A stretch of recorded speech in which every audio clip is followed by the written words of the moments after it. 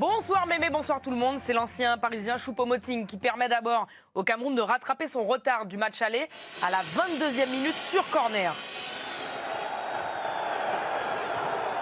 Et puis le défenseur Ahmed Touba, rentré à la prolongation, pense libérer l'Algérie de la tête à la 118e en sautant le plus haut sur ce corner donné par Rachid Ghezal.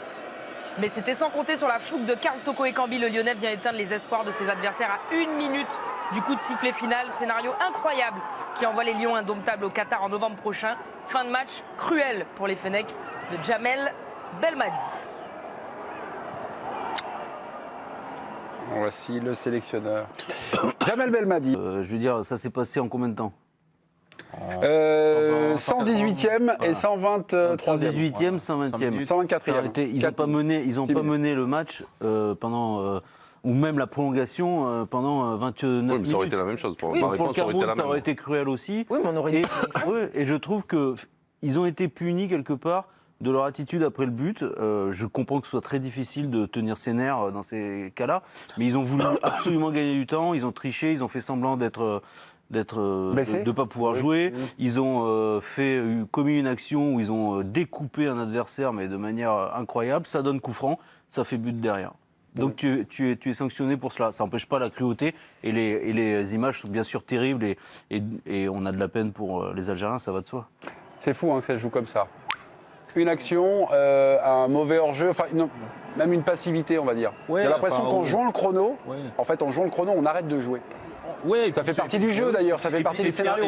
Et puis la peur aussi vous fait, peut-être vous paralyse. En tout cas, ce joueur, je ne sais pas le nom, celui qui est vraiment resté, qui a couvert tout le monde, et notamment le buteur Toko Ekambi, lui à ce moment-là, je pense il doit être tétanisé. Je ne sais pas, peut-être qu'on aura un peu des nouvelles. Après, là où moi je dis cruel, c'est-à-dire qu'il y a un but qui arrive tardivement, on va dire, allez, dans le foot, on voit ça un petit peu, que coup sur coup, ça se réponde.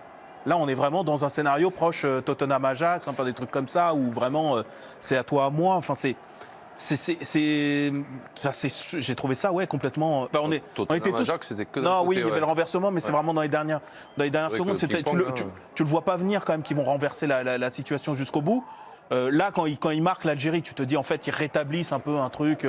Ça a tardé, mais ça poussait quand même. 2 buts hors jeu. Voilà, Onana, il a quand même fait des miracles. Il y a eu 2 buts hors jeu, enfin 2 buts refusés, pardon, parce qu'il y en a un, c'est de la main. Oui, Slimani. Voilà, attends, logiquement, mais ce que je veux dire, c'est que ça poussait. Ils finissent par trouver l'ouverture. Tu te dis, bon an, mal an, ils l'ont fait. Et puis là, ce truc-là, franchement, c'est rare, un scénario comme ça. Mais il y a eu un match, en fait, à un moment donné, où à 1-0, le Cameroun méritait de mettre ce deuxième but. Et après, par contre, l'Algérie a repris, ouais, bien sûr. Ils avaient l'air de finir plus fort un peu. Et ils ont vraiment, moi, je trouve, fini plus fort. Ouais. Et après, à la fin, tu as le Cameroun qui tente sa dernière chance. Il y a même Onana, je crois que sur le coup franc avant le but. Oui, qui est monté. Qui est monté dans les 18.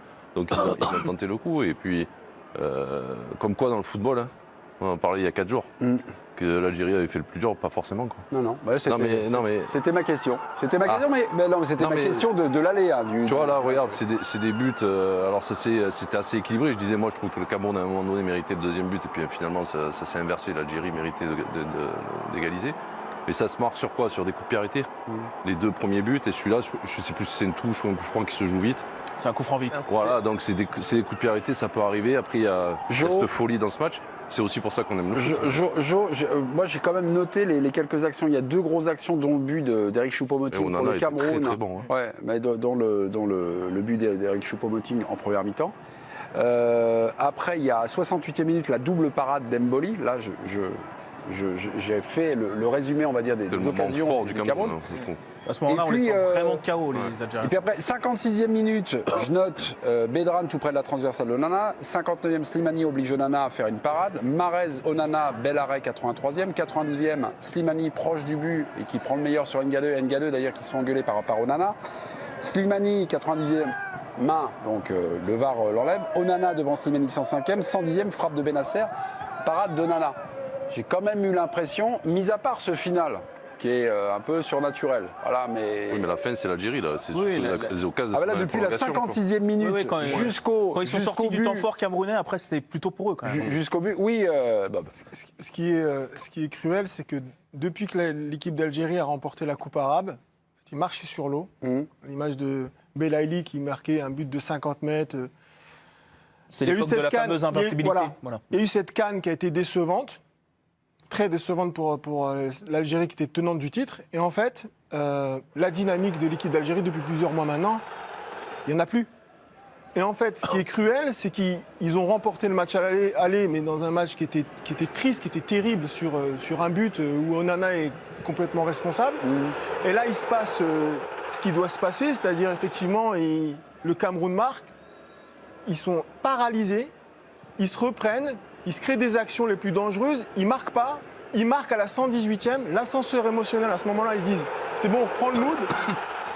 Puis tu as le Cameroun qui vient crucifier à 1 minute du coup de sifflet final. Et là, en fait, ça met fin à la génération et à la dynamique de Belmadi depuis plusieurs saisons. C'est ça qui est cruel. En fait, quand ils ont basculé dans le, comment dire, dans l'habit du grand favori, De la CAN, là, donc. ouais, de la CAN, et puis même du barrage d'une certaine façon, parce qu'ils s'étaient quand même annoncés comme l'équipe championne d'Afrique précédemment, qui avait. Enfin, il y avait la CAN qui était un peu passée par là, qui avait Je suis brouillé un d'accord. peu les pistes, Non, mais hein, quoi. alors Enfin, c'est pour ça que je viens à ça, c'est-à-dire que déjà dans leur groupe de qualification, déjà le dernier match à Blida contre le Burkina Faso avait été une souffrance terrible.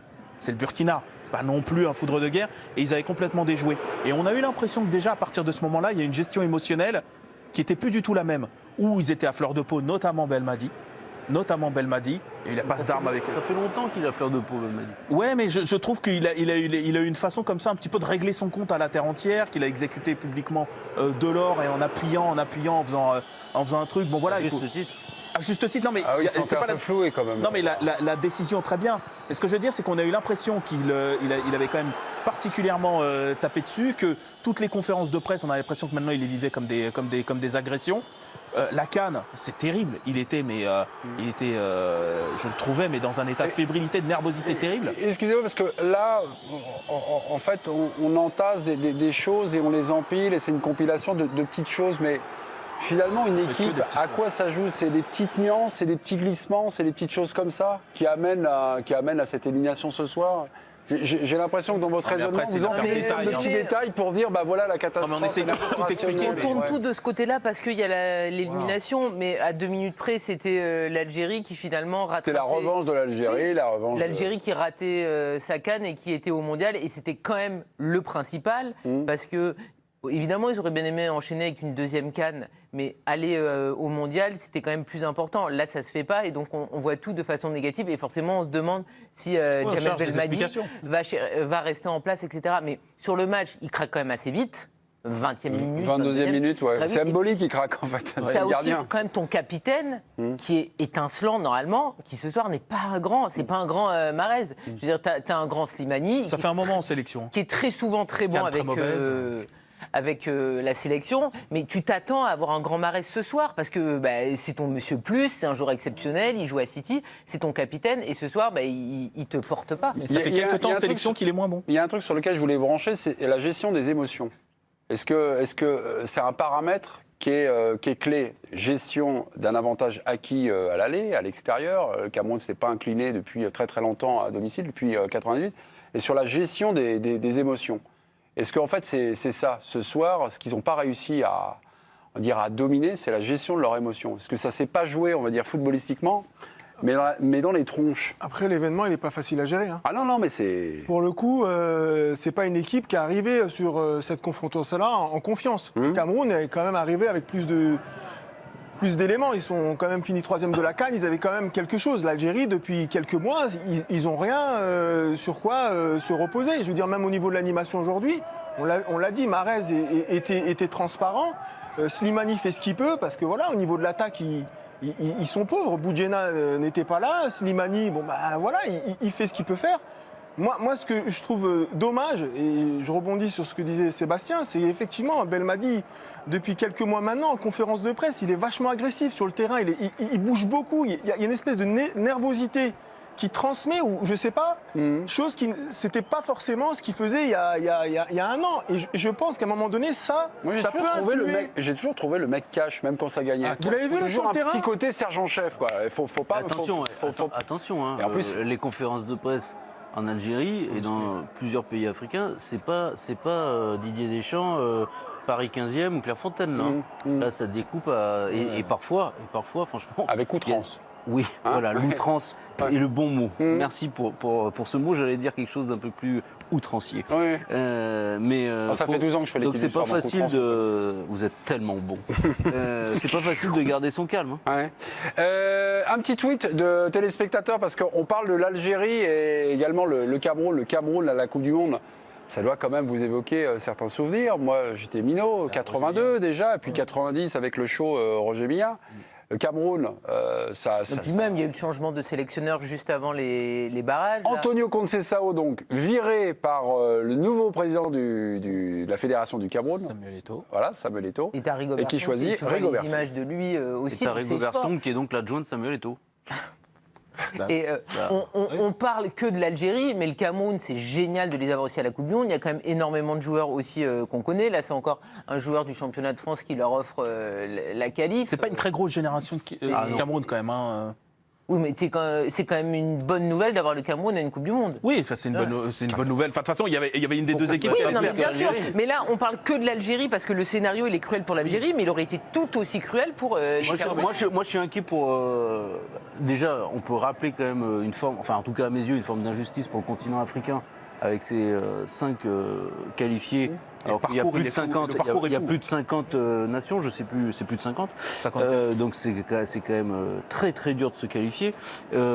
Après, ça m'embête parce que le Cameroun, on verra. Ça se trouve, j'aurais l'air d'un idiot, mais le Cameroun, On aura oublié, allez-y, c'est lâchez. une toute petite équipe. C'est un ouais. tout petit c'est Cameroun vrai. aujourd'hui.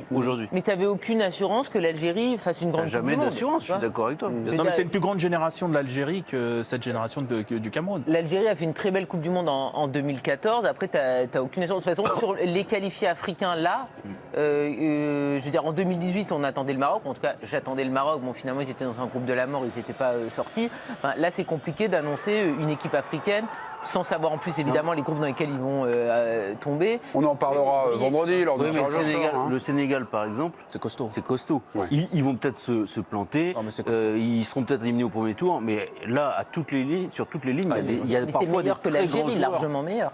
Non, c'est sans doute la meilleure densité. On va en parler dans quelques minutes. Ah, je vois que vous avez envie peut-être de parler d'autres nations africaines qui se sont qualifiées ce Parle de ce soir que vous voulez, en direct chez nous.